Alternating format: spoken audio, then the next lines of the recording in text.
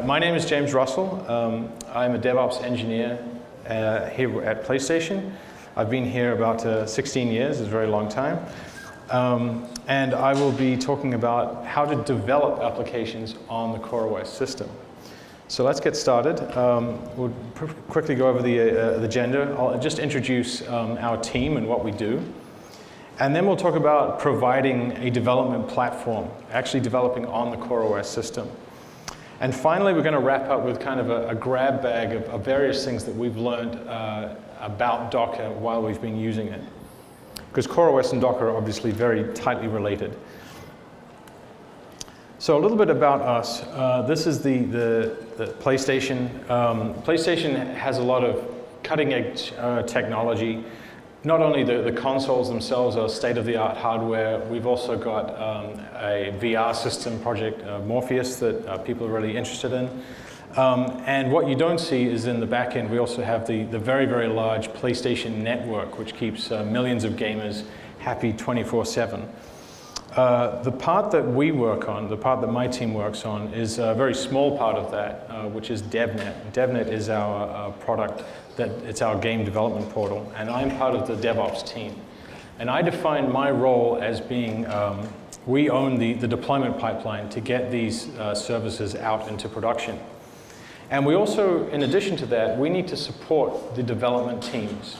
They're not expected to be able to know everything, be experts at Linux and Docker. They just want to program. So we have to be able to support them. So the product that we work on is called DevNet. Like I said, it's a game developers portal. It's the community for all game developers in the PlayStation world. They go there to talk with other developers. They go there to configure their network services and to download SDKs. It's a pretty complex system, so there's a lot of little microservices, and it's made up of lots of various typical stacks, so the usual kind of technologies. And how we got into this relationship with CoreOS, well, I'll explain a little bit about that. We had a traditional deployment model where a developer would deliver a service to us and say, hey, get this into production for me. And then what we would do, we'd have customized deployment pipeline just for that service. We used Puppet a lot. And that started out pretty well. It manages our production configuration in a pretty reasonable way. But we also started to use it to manage our service dependencies to make sure that everything else was installed along with that. So the right version of Java, the right version of PHP and Apache.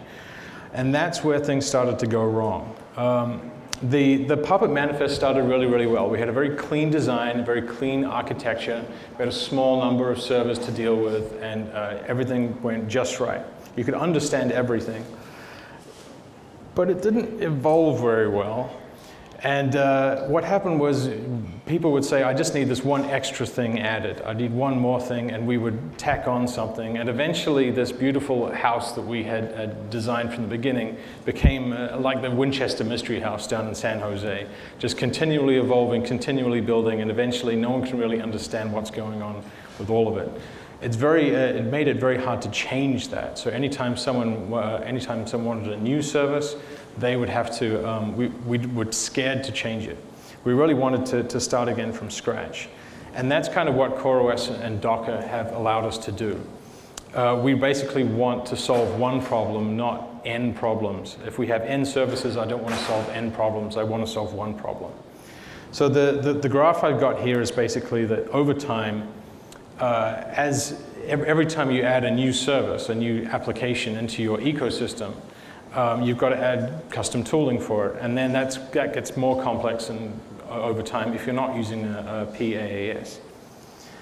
But the idea is that if you are using a PaaS, because you're solving the same problem in just a slightly different way, that becomes asymptotically easier. And eventually, someone can add a new service, and it's basically no effort for you as DevOps to get that out the door. So that's one of the main motivations of why we want to use CoreOS and Docker, is that it enables us to make that pass. So let's talk about providing a development platform to developers. First of all, you might ask, why are you providing a development platform? Surely I can install Docker on my laptop. I can just do all my development on there. Why do you have to give me a VM or something that's got everything installed? And there's a number of reasons. The main one is that devs don't want to deal with that necessarily. They're working at a higher level of abstraction. They're not necessarily experts in Docker. They're not necessarily experts in Linux. So we want to just give them something that they can get up and running really, really quickly. And some devs don't actually have a choice about the operating system that they have to use. Sometimes business policy says you've got to use Microsoft Outlook, which means Windows. So they've got to use a VM anyway. So as DevOps, it's part of our job to insulate the devs from these gory details. So we're going to provide them with a VM and get these new team members up and running really quickly. That's why we are providing this development platform. And why do we choose CoreOS in particular? Some people would question this. They say, well, CoreOS is for production. It doesn't even have a package manager on it. Why would you even want to do that? So the two reasons are environment parity and feature parity. And I'll go into detail about what that means. Environment parity is that we want the dev environment to match production as quickly as possible. A lot of times that we've seen problems, it's been because dev didn't match production. There was some slightly different configuration. So we really want those things to be the same. Now, when it comes to execution of your processes, that's where Docker comes in. It's great. You know that what you're running in your dev environment is going to be the same as what's running in production. But what about the resources? What about the network? Are the interfaces set up exactly the same way? Are they named the same way? What about the basic tools that are installed on that operating system? Has your development platform got Docker, etcd, and Fleet that you're going to be using quite a lot? And also importantly, are those tools up to date? Does everyone have the same versions of these? So by using CoreOS, that basically solves all these problems for us. If your dev platform is the same as your production platform, that you don't even have an issue. You don't have a parity mismatch. The second reason is for feature parity. So we've seen that in the past that production had a whole bunch of features that dev didn't have access to because of the scale of dev. Dev is a lot smaller. So things like load balancing, monitoring, and log mining, those were added after the fact by DevOps to production environments. So it means that devs don't have access to all those features. They can't really see what's going on. And also cluster management and configuration management. Those tend to be things that might exist in production that devs just don't have access to. And there's no really good reason for that. So by using VMs and Docker, we can provide those features to our developers as well. It also means that our deployment tools are going to be the same for dev and for prod. I'm not making a separate deployment tool just to make a dev environment. I make an environment, and it just happens to be a dev environment or a prod environment. There's really no difference between the two. So that's going to make life simpler for DevOps. So that's basically the reasons why we chose CoreOS as the platform. So what I want to go into is how we build that development platform and some of the issues we came up with that we ran into and how we solved them. So there's basically three things we need to do to start our developers working. They need a work environment. So here I've got a picture of an empty office space. That's where you're going to be doing most of your work. Then they're going to need the tools. So we need to install any tools that they need to do development. And that's mostly things like Git or Mercurial or their favorite text editors. The stuff you need to work on for any application. And then finally, they need an area to actually do the project work within that space.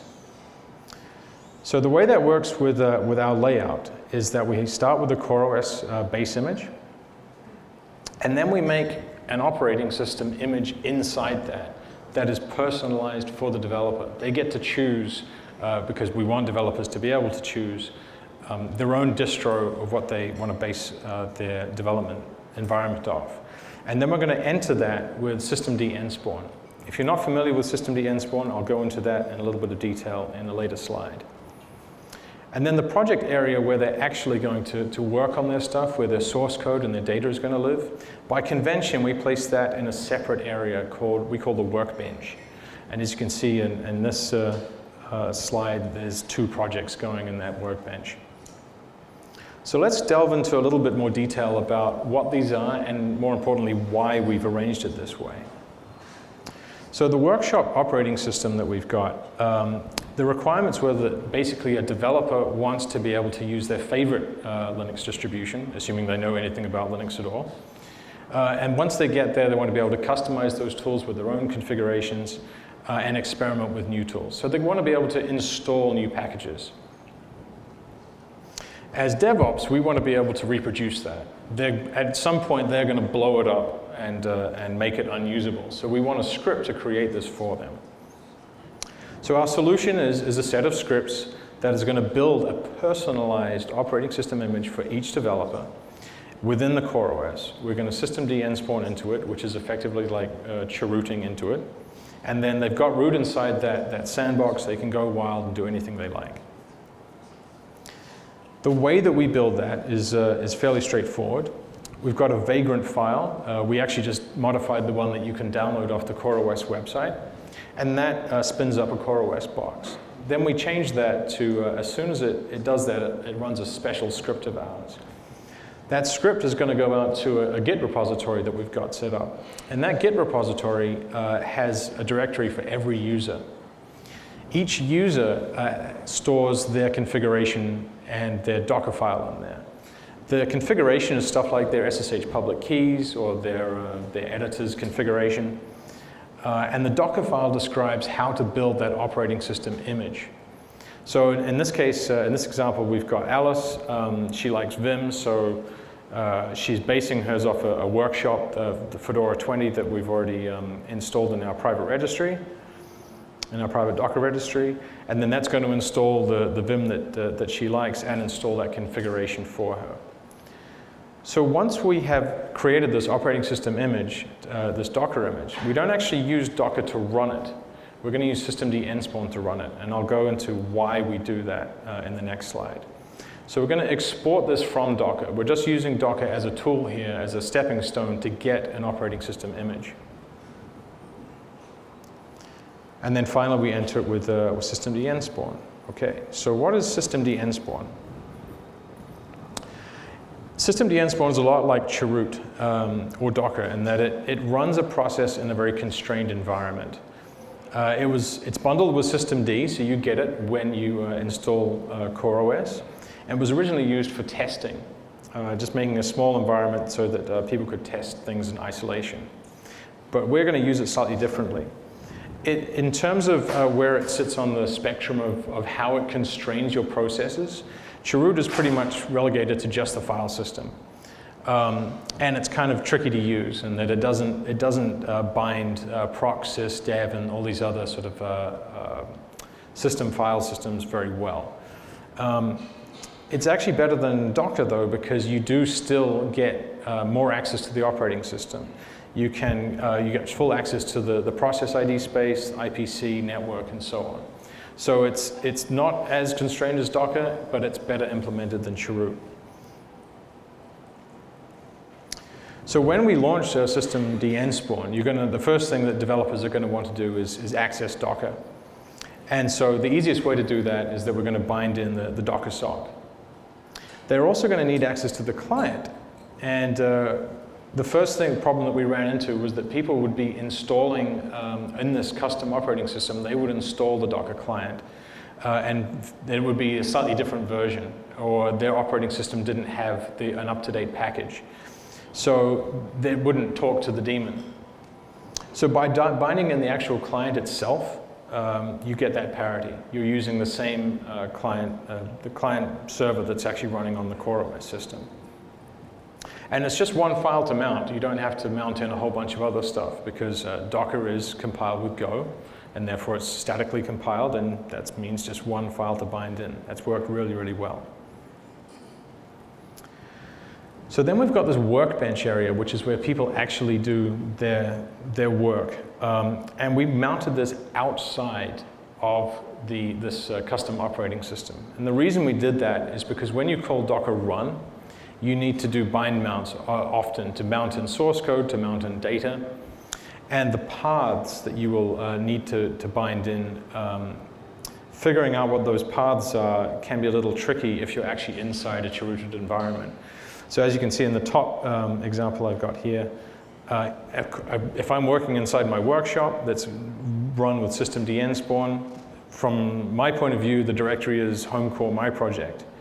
But actually from the Docker daemon's point of view, it's in another directory entirely. And that can get a little confusing. Devs kind of trip over that one. So what we did was we said, okay, let's make these things the same. Let's make your project workspace outside of that customized operating system. All right, just to summarize that, I realize that's a bit of a sort of a blast, but I'll try and wrap it up. You basically create a CoreOS VM. You're going to create an operating system image inside that's personalized for each developer. You're going to chroot into it with this systemd spawn application. And then you're going to bind in your workbench, the area, your workspace that you actually do your development. So the first question that comes up once developers get given this environment is, I don't want to use Vim. I want to use something more complex. I want to use Eclipse or Visual Studio. How do I do that how do I attach that to CoreOS? And the standard answer is, well, you're going to mount some directory from CoreOS into your whatever system is running that IDE. But it turns out we ran into some issues with this. There is a trade-off about where the source code lives. It turns out that Eclipse is extremely index heavy. And if that source code is not living on the host where Eclipse is, Eclipse will slow down to a dog. So any searching, any indexing, Eclipse will slow to a crawl. So mounting from CoreOS into your host turns out not to be great. On the other hand, if you mount from your host operating system where your IDE is into CoreOS, that's going to slow down your containers to some extent. So if you're doing any sort of load testing, that can drastically affect the speed at which your containers are running. So you've got to pick one method or the other. There's actually a bunch of methods to use, and I will very quickly go, but you'd think that they'll all be the same. You'd think that it'll be 6 of one and half a dozen of the other. It turns out they're actually quite different. The standard VirtualBox shared folders, pretty hard to set up, and it turns out is an order of magnitude slower than any other method. Mounting from the Windows host via mount.sys, actually pretty easy to set up. And likewise, Samba, making a Docker container that runs Samba to export to a Windows host, also fairly easy to set up. But you do get these poor performance on the host that doesn't have the native file system. NFS, also pretty easy. That's probably your best choice if you're using a host operating system like Mac OS. And then finally, there's this feature of Vagrant called Vagrant Rsync, where it tries to give you the best of both worlds, where you have your source code on your host living with your IDE, and then anytime you make a change to that, this rsync process will notice that and quickly copy it to the CoreOS system. And that's supposed to give you the best of both worlds. If you can get it up and running, it works very, very well. The trouble is that our devs report that it was quite tricky to get that set up. It needs a very specific version of rsync. So they'll probably improve that in the future, but something to keep an eye on. So that wraps up sort of how we get IDEs to work with CoreOS. So now we're going to move to the next section, which is some of the experiences that we've had working with Docker containers from a development point of view. So this is going to be kind of a grab bag of various obstacles we've encountered and how we overcame them, and some anti-patterns along the way. The first one, I think, as everyone is pretty familiar with, which is developers want to be able to edit their source code and immediately see that reflected in a container. And the standard pattern, the one that you've seen in every tutorial about Docker, is you're just going to bind your source code that you're editing inside your container when you do Docker run. That works absolutely great. No comments to make on that, except it doesn't work very well for Node apps. Node apps tend to read the source code in and then cache that in memory. And every time you make a change to that source, they need to restart the server. There's a number of different ways that developers have worked around this. Basically, they just have a monitor that sits there and watches the source code and looks for changes. And there's 3 products right there that you can use. So that's not difficult. That's any Node developer will already be familiar with that. What's interesting, what makes it an interesting problem for us is where do those tools live? How can I put those tools into my Docker image without polluting it? I want prod to be as pristine as possible. I don't want any other tools or anything that's not actually used in production in there. That could be a security risk. It could make the container bigger than it needs to be. So how do I get those access to those tools without polluting my prod image? And the way that we do that is pretty simple and straightforward.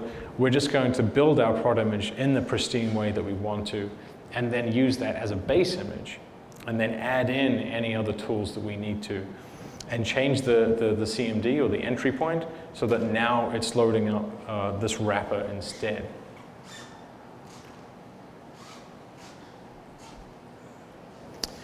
All right, the next thing that we ran into was that our developers need to process source code. And by processing source code, I'm being very general here, is any sort of application or tool that reads in source code and generates some sort of artifact. And there's, I've got some examples here. Obvious one is compilers of various descriptions. We've got unit test runners, even something that might take a database schema and install it on another database. So the common factor with all of these is that they read in some source and then they do some processing and give you an output. Now, where do those tools go? Because again, you don't want them in your production container. So the naive solution is that the developers should install them in their workshop. And that turned out to be a huge anti-pattern. We don't want to do that because that gave us new problems. If developers are installing these compiler tools into their workshop, that's supposed to be a generic platform to do development on anything. And all of a sudden, we've got 2 apps. One needs Ruby 1.87, one needs Ruby 1.9. Yeah, you can't install both of those at the same time easily. Secondly, the developers have got to keep that workshop. It's starting to get messy. They've got to keep that up to date themselves. They've got to keep in sync with other developers. If a developer improves one application to use a newer version, then other devs have to be aware of that. And finally, if the developers are allowed to use any choice of distro within this CoreOS environment, they may not actually have those tools available. Some distros lag more sort of mainstream distros like Ubuntu or Fedora, they lag by many months. So that's another problem. We really don't want to put these tools into a workshop. So the solution that we came up with is that we make a Docker image that has all the tools in it that we needed. Now, but the way we use it is a little unusual, at least I haven't seen this really as a pattern yet. We use it like a CLI tool.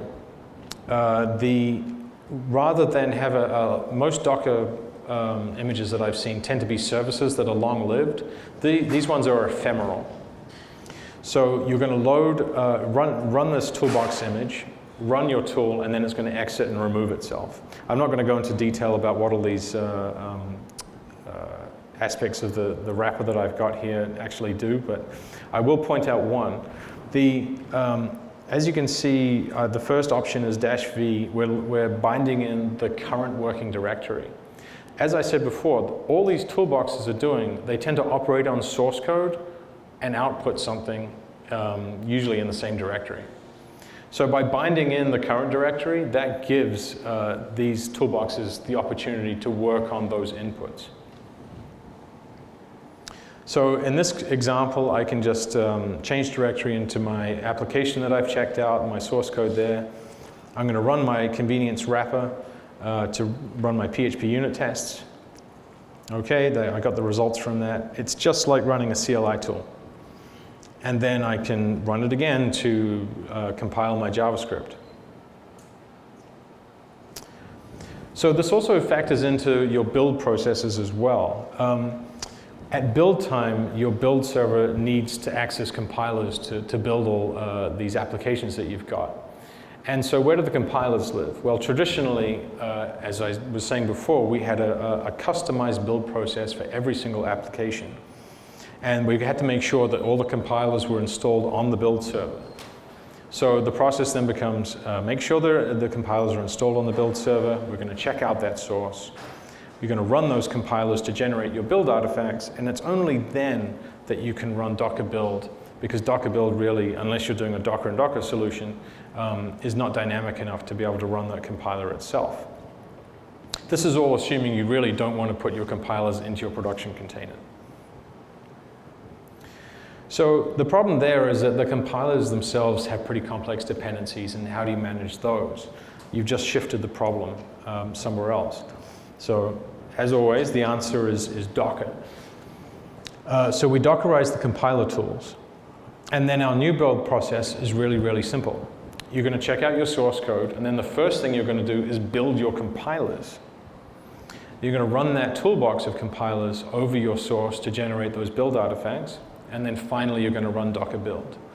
Now, the advantage here is now you've got a generic build process for any application. You don't have to, as DevOps, you don't have to go in and custom configure your Jenkins or whatever build server you're running for every single app. You've just got a generic solution. So just to summarize what we were talking about there, you really want to bundle your app-specific tools, the ones that are not used in production, but the ones that you are using to develop, into a Docker image. You're going to keep that Docker file with the app, so that when people, when your developers decide to improve these tools, that is kept in sync and it's under their control. It's not under your control. Devs are going to use a wrapper script to invoke that toolbox, just like a CLI command. And then finally, when you're doing your builds, your build server can also use that same toolbox, and it's going to avoid those compiler dependency issues, and it's going to allow this generic build process. All right, so Docker image metadata. This is switching gears a little bit. Docker images are great, but I'm pretty sure that if anyone has actually used the index, you might have downloaded a Docker image and then said, now what? I don't have any instructions for this thing. I've got to go somewhere else to find out what this thing is and what it does and how to use it. They're not truly standalone at this point. They need to be able to describe themselves. And the kind of questions I'm talking about is, well, what options do I need to run this? Does this Docker container need to be run with -- privileged equals true? What about -- net equals host? It doesn't say any of this on the side. What about its dependencies? It might need a MySQL database or a Postgres one, or Memcache or something like that, but it doesn't say that on the side. And if it is one of these toolboxes, like a CLI command line tool, then where's that wrapper script? How do I get hold of that? So I've got to go off and look at another document and find out how to use this thing. And what I really want is a shipping label, so that when I'm moving this container around, it's got a big shipping label on the side that says, here's how you use it. So the solution there seems fairly obvious. It's that we're going to define what that shipping label is going to look like, and we're going to bake it into the image. But then the question becomes, well, how do you access that? So there's actually two solutions to this. The first one is to use environment variables, which is the Docker way of, that's Docker's way of using metadata management. So you pretty much set these things by using the env parameter in the Docker file. And if you want to look at those things, you use docker inspect to extract them. And that's great for small text strings. So if you want to add tags or small descriptions, that works out quite well. The second solution is that you're going to bake all this information into a much more complex looking file. And we'll put that in a standard location. And here I've just put it in root, because why not? And we'll call it manifest.xml. And then if I want to add that, well, I've got to use Dockerfile add to put that in there, to bake it into the image. Extracting it is a little more difficult because I actually have to instantiate the container first.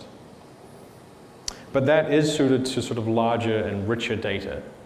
So if you have an XML file that, or a script that might describe how your Docker image is supposed to be used, that's the way, that's where I would recommend putting it in. All right, so we ran into a big problem because we need to build behind proxy servers. Our team in London runs behind a proxy server and we don't. So they were asking, well, how do we use proxies over here? And it's pretty simple in that the Docker file needs, when you're running Docker build, you're going to be doing yum install or apt-get install. You're going to need access to the proxy variables. And how do you do that? Use the env command in your Docker file. So problem solved, right? Well, we ran into massive problems there because that Docker file is no longer portable. What worked for them over in London does not work for us. We don't have a proxy server, so immediately the build failed. But also the actual image itself that gets built is no longer portable. That env gets that environment variable that is set there. That's set during build. It's also set whenever you do a Docker run. And that means that the application inside is going to try and respect that if it can. That bit us with PHP, which uses a curl library, and unbeknownst to us, curl was actually inspecting environment variables. So of course, when we moved this image to production, it immediately started looking for this proxy server. So that did not work very well for us. And it's such a shame because Docker is so good at transparently routing all the incoming traffic so that you don't even need to know which port it was arriving on. Wouldn't it be great if it could do the same for outbound traffic so that we could put a transparent proxy in there? And that is exactly what someone has done. Someone has come up with a solution called Docker Proxify. They're going to get their Docker daemon and they're going to put it inside a Docker container. So you've got Docker in Docker. But they're also putting in this thing called Red Sox. And Red Sox messes with your IP tables. And what it does is it transparently reroutes, it's basically a transparent proxy. It transparently reroutes your outbound HTTP and HTTPS traffic through a proxy server. And that means that your Docker build doesn't have to be aware of a proxy server, any proxy settings. So that keeps your Docker files portable and it keeps your images portable. All right, the last one, I promise. Okay, collaboration. Developers need to be able to show off their work. They've got their application up and running, and now they need to be able to show it off to other developers. They need input and feedback from other developers. They need feedback from stakeholders, and they need to do user acceptance testing. So how do you expose your application to another developer or a stakeholder? So there's a couple of solutions. DevOps is being charged with setting up a dedicated demonstration server, and then they're going to deploy their app to this demo server. Or even worse, you talk to your stakeholder and say, yeah, my laptop doesn't have a DNS, but here's its IP address, and if you just put this in your host file and then connect to it, you can see the application running on my laptop.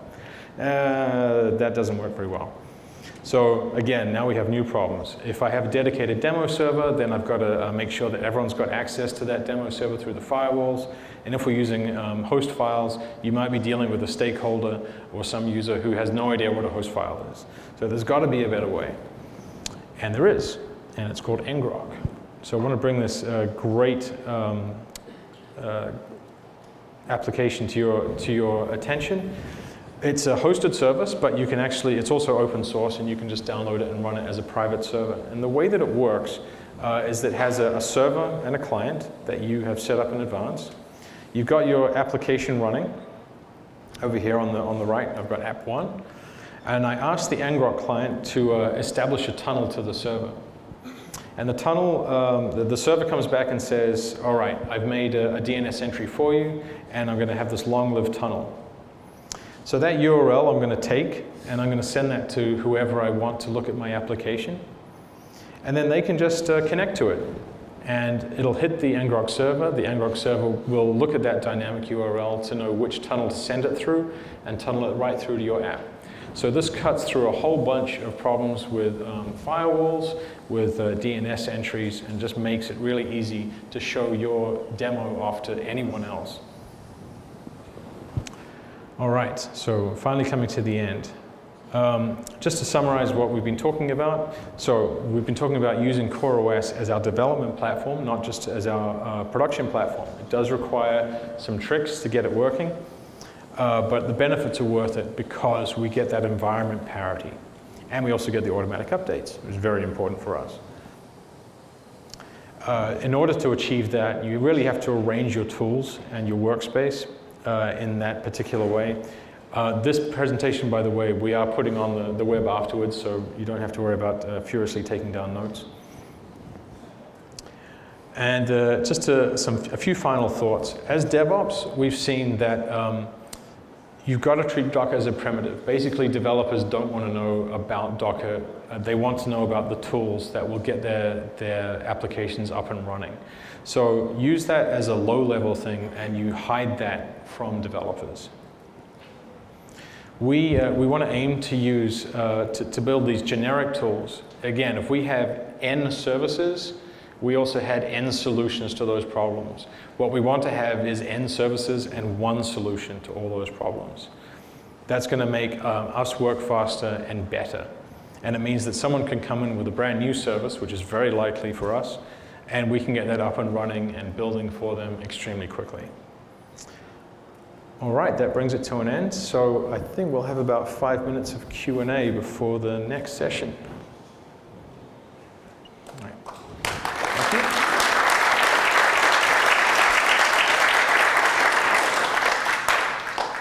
I've got a mic here, so I'll pass it around. All right, thanks for your presentation. Quick question. You mentioned you use CoreOS and Docker in production, right? Yeah. Okay, just that's the question. Yep.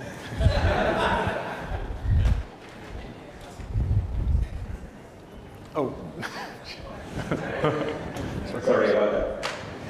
A question about the dependencies between models in your containers. If your model depends on 20 other containers, how do you reverse the linking, the service discovery, and the actual building? That's a really good question. I could talk about that for a very long time. Right now, that is hard-coded in a manifest file that we have created. We are trying to actually move that information into each container, so that each container is self-describing. Because what we found is that if you have one master document that describes your entire service network, it becomes very difficult to manage that document. So if we make each component as self-describing as possible, then that reduces the size of that overarching 10,000-foot view of all your services to a point where you're really only passing in things like, well, when I do this in production, I want to have 10 instances of my web clients running, my web containers running. So I can go into that in more detail, maybe offline, because that's a big topic. Hi there, good talk. Have you taken any pains to deal with local user accounts? You know, yes. Seeing oddities as root running in one context. So here's the basic solution. I'm not sure that I left it out because some people may not like this. Basically, when we set up the VM for developers, they are the core user. They do everything as core. It's not a multi-user environment. It's their own personalized environment. And any application also runs as core. So the plan is that we are going to try and use SE Linux features to protect that, because then you can segregate those the user namespaces when you're actually running a production. So the core in one container is not the same as core in another container, even though it looks like that from within inside the container. I can talk about that in more detail offline as well. But yeah, we ran into username permissions issues as well. So we just solved it by making everything the same user for developers, not in production. I may have misunderstood some of your description here, but in a couple of different places you're talking about working with a development environment versus the production environment with the developer tools. And another place you talk about setting up an environment in which you're building with environment variables such as that you had to work around, such as proxy servers, things like that. The way I've seen that dealt with in the past is having container dependencies for each of those pieces. It sounds like you put rigging outside of container dependencies, unless I misunderstood what you're saying. Like, are you, well, for example, you talk about ngrok, for example, as opposed, like, are you building that into a container? No, that lives outside the container. ngrok specifically is just a tool to get network traffic to your containers. And it's for development environments. It's not meant for production or anything. Well, I guess to be specific to the case you're talking about, you have one corporate unit that's using proxies and one that isn't. Yeah. So what we've done in similar situations is have a container that has that specific environment set up as a prerequisite container to the development container or whatever you're working with. When I was talking about proxifying, it was specifically about the build process, not about actually getting those things into production. Because in production, or even in some other development environments, they may not be a proxy. Actually getting if you are trying to do your, if you're trying to run containers behind, that's already been built, but you're trying to do that behind a proxy, that's a whole nother set of problems that I didn't go into. So there may be other solutions to that, but I deliberately didn't talk about those. I can talk about this more offline, actually, afterwards. It sounds like a complex topic. Okay, Mike's got one. DJ, if you have a scenario where you have tests that are basically functional tests, they depend on maybe if you have a scenario where you have tests that are functional tests, they depend on RabbitMQ, Postgres, and such. Do you have a kind of scripted out environment where it'll start up a bunch of sub-containers that run these dependencies before run your tests? What does that look like? That looks like, so we have an internal tool that is still under heavy development that basically takes a manifest file that looks like a set of services and stands it up. And after that is done, then we can run functional tests on it.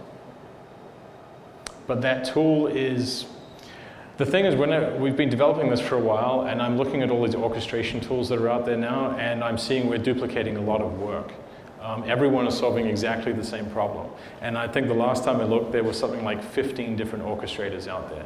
So eventually, this in-house tool that we've got, we're going to be looking at the patterns of what other people are doing and either adopting them or just using those tools directly.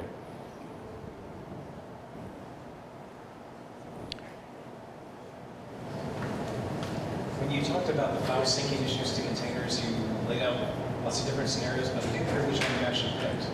So it's up to the developer to pick, depending on what their needs are. So if they're using something like Eclipse, we're going to recommend that they use the host, get those files on the host, and then mount that into CoreOS, and not the other way around, because Eclipse, for some reason, just slows down to a crawl if those files are not local. Whereas someone who's using Vim, yeah, just they don't need anything like that.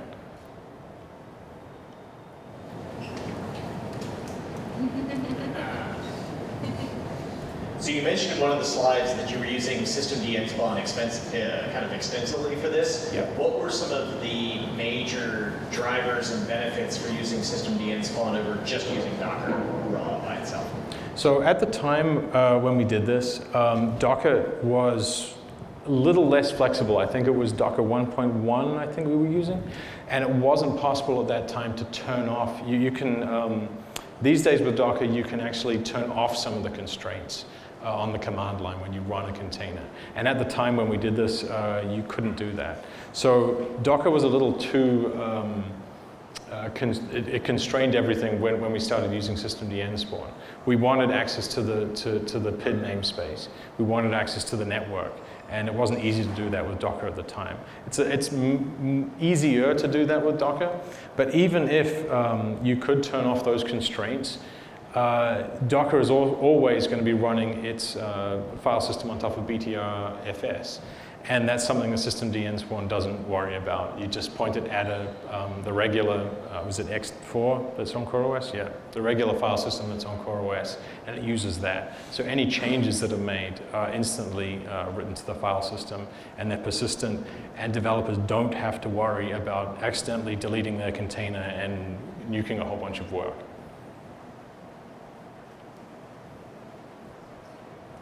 All right. All right. I think that's it. All right. Thank you very much.